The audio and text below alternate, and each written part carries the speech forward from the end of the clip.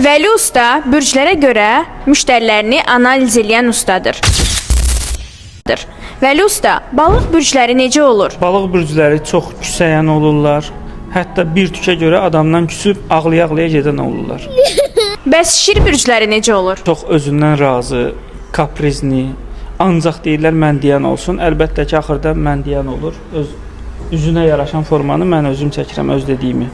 Bəs dolça bürcləri? Dəbdəbəli görünməyi xoşlayırlar. Ən son texnika hansıdırsa onu istəyirlər. Bəs qız bürcləri haqqında nə deyə bilərsiniz? Çox yaxşı bürclərdir. Mən özüm də qız bürcüyəm. Əlbəttə ki, öz bürcünüzü tərifləyəcəksiniz. Çox super bürclərdir. Bəs buğa bürcləri? Ancaq yeyirlər. Prosedura gələndə bir əli çantasında olur bəzilərinin. Ancaq yemək. Gördüklərimi deyirəm də. Ac bürclərdir yəqin ki. Az yox, gözləri doymur.